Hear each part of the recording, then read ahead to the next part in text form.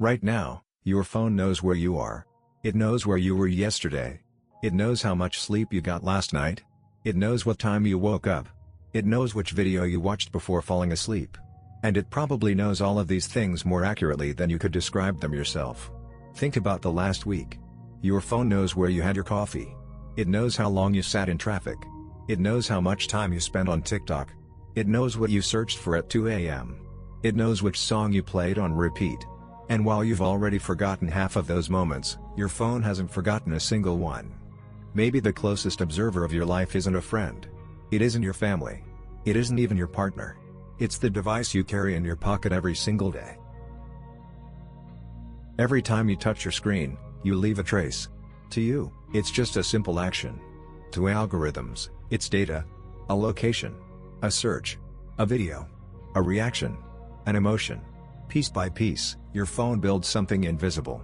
A digital version of you. A version that knows what you like, what bores you, what makes you laugh, what makes you stop scrolling. And with every passing day, that digital copy becomes more detailed, more accurate, more complete, maybe even more honest than the image you have of yourself. Because unlike you, it never forgets, it never gets distracted, and it never stops watching. Many people believe their phone is listening to them. You know the feeling. You talk about a product, and a few hours later, an ad for that exact product appears on your screen. It feels impossible. But maybe the biggest illusion is believing that your phone needs to listen. In reality, if the algorithm knows you well enough, it doesn't have to. It knows what you watch. It knows what you search for. It knows what interests you. It knows who you interact with. It knows what interests the people around you. And sometimes, it can predict what you want before you've consciously formed the thought yourself.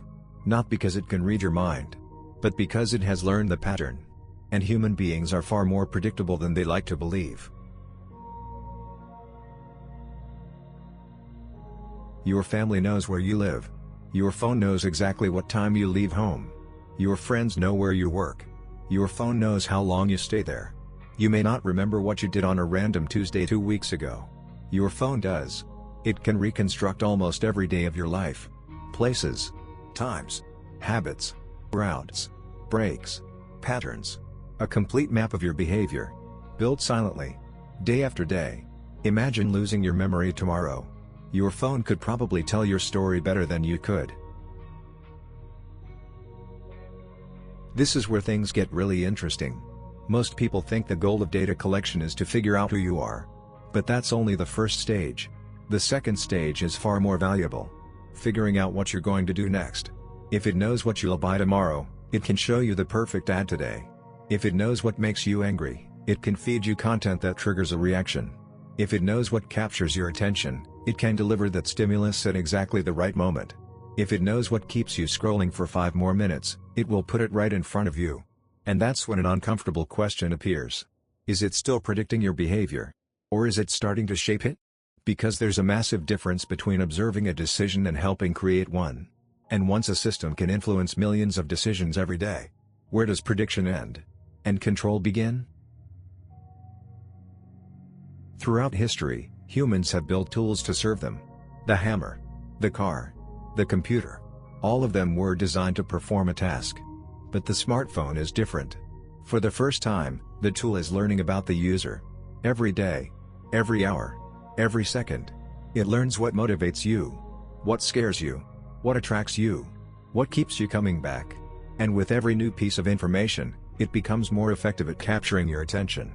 We say that we use our phones. But maybe the real question is different. Who is learning from whom? Your phone is not just a device. It's a digital mirror that observes every choice you make. Every search. Every location. Every second of attention. And the question isn't whether it knows you.